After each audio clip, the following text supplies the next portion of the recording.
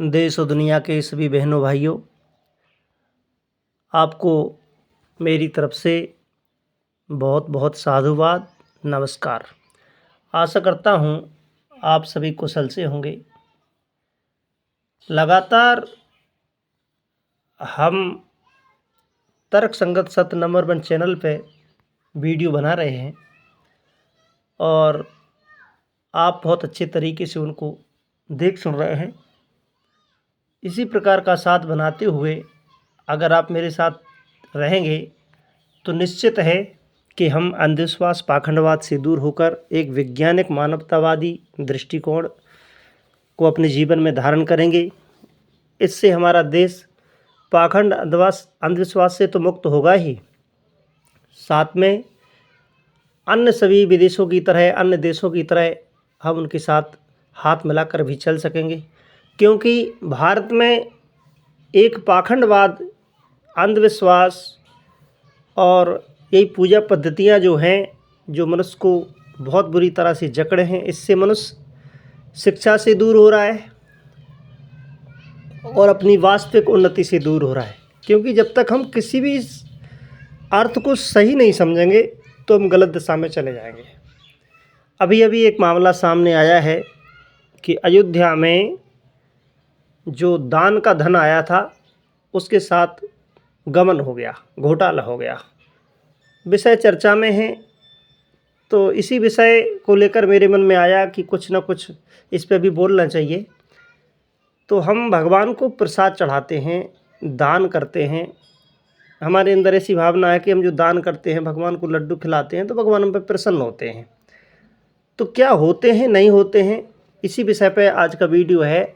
आज का शीर्षक है भगवान को कौन सा प्रसाद चढ़ाएं, मिठाई, मेवा और सोना चांदी या प्रेम, सेवा और सदाचार। तो साथियों, आप सभी का एक बार तर्क संगत सत्य नंबर 1 चैनल में फिर स्वागत है। और भगवान को कौन सा प्रसाद चढ़ाएं, इसको लेकर के आज हम वीडियो लेके आए हैं। यह प्रश्न सुनने में बहुत सरल लगता है। अधिकांश लोग कहेंगे लड्डू चढ़ाओ, पेड़ा चढ़ाओ, फल चढ़ाओ, मिठाई चढ़ाओ, खीर चढ़ाओ। लेकिन क्या वास्तव में भगवान को इन वस्तुओं की आवश्यकता है या प्रसाद का कोई गहरा अध्यात्म अर्थ भी है? आइए इस विषय को शास्त्र, तर्क और मानवता की कसौटी पर समझते हैं। गीता क्या कहती है? भगवान गीता के 9वें अध्याय के 26वें श्लोक में कहते हैं, पत्रम पुष्पम फलम तोयम यो मे भक्तया प्रेक्षति तदेहम भक्ति युप्रिहत मस्रामी प्रियतात्मना। अर्थात इसका भावार्थ है कि जो भक्त प्रेम पूर्वक मुझे पत्र, पुष्प, फल अथवा जल भी अर्पित करता है, मैं उसे स्वीकार करता हूँ। अब ध्यान दीजिए, यहाँ भगवान ने सोना, चांदी, हीरे, जवाहरात, महंगे भोग या विशाल चढ़ावे की बात नहीं की। उन्होंने केवल भक्ति और प्रेम की बात कही। इससे स्पष्ट है कि भगवान के लिए वस्तुओं का कोई मूल्य नहीं, भावना का मूल्य है।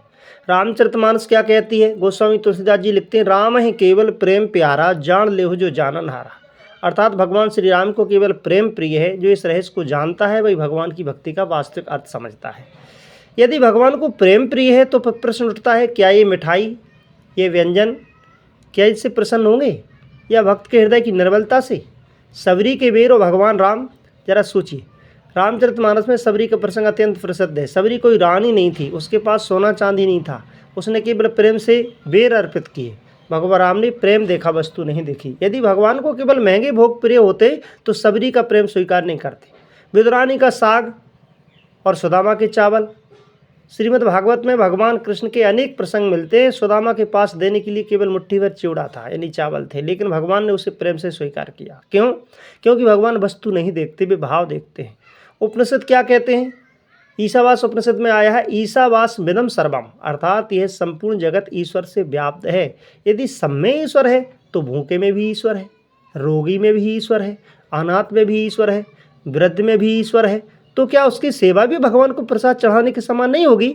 सबसे बड़ा प्रसाद क्या है? यदि हम शास्त्रों को ध्यान से पढ़ें तो एक बात स्पष्ट दिखाई देती है कि भगवान को मिठाई से अधिक प्रिय है सत्य, करुणा, सेवा, दया, प्रेम, परोपकार।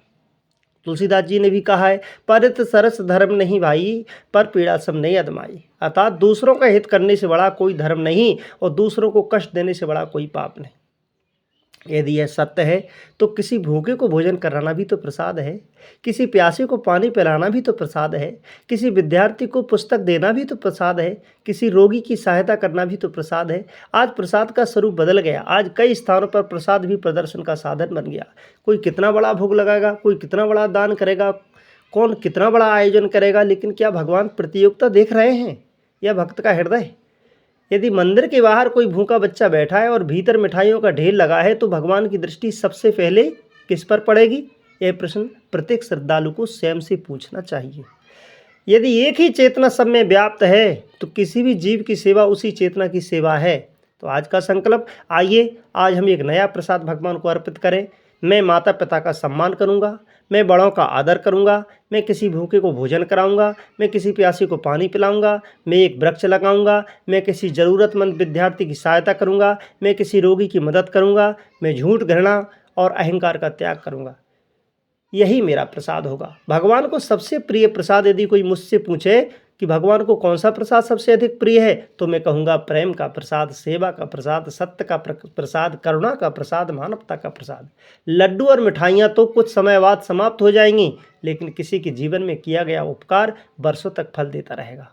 तो मित्रों, भगवान को प्रसाद अवश्य चढ़ाइए, लेकिन यह मत भूलिए कि भगवान ने कभी सोना चांदी नहीं मांगा। उन्होंने प्रेम मांगा, उन्होंने करुणा मांगी, उन्होंने सदाचार मांगा, उन्होंने सेवा मांगी। याद रखिए, भगवान को चढ़ाया गया सबसे बड़ा प्रसाद किसी भूखे की थाली में रखा हुआ भोजन है, किसी प्यासे को दिया गया जल है, किसी दुखी को दिया गया सहारा है, किसी मनुष्य के प्रति किया गया प्रेम है। इसी संदेश के साथ आपसे मैं विदा लेता हूँ। तर्क संगत सत्य चैनल आपको सिखाता है सत्य की ओर और सत्य से मानवता की ओर। अगर आपने मेरी बात को समझा, मेरी बात आपको अच्छी लगती है, हाँ कुछ बातें हो सकती हैं कि कुछ अल्पज्ञ होते हैं जिन्हें अहंकार हो जाता है कि हम बहुत ज्ञानी हैं, और अहंकार हो जाता है केवल किताबें पढ़ पढ़ कर। तो किताबें या शास्त्रों को पढ़ कर के सच्चाई तक नहीं पहुंचा जा सकता। सच्चाई को पहुंचने के लिए उन पढ़ी हुई किताबों के ज्ञान को जीवन में उतारना पड़ता है। तो ध्यान रखिए साथियों, जीवन में उतारना इतना महत्व का है जितना केवल पढ़ना महत्व का नहीं है। आपने मेरी बात को समझा। तर्क संगत चैनल को अधिक से अधिक सब्सक्राइब कीजिए, लाइक कीजिए, शेयर कीजिए, ताकि ये सत्य समाज तक पहुँचे और देश में व्याप्त रहा अंधविश्वास पाखंडवाद से हम मुक्त हों, अन्य देशों के साथ कदम से कदम मिलाकर चलें। इसी के साथ बहुत बहुत धन्यवाद। आपका दिन शुभ हो।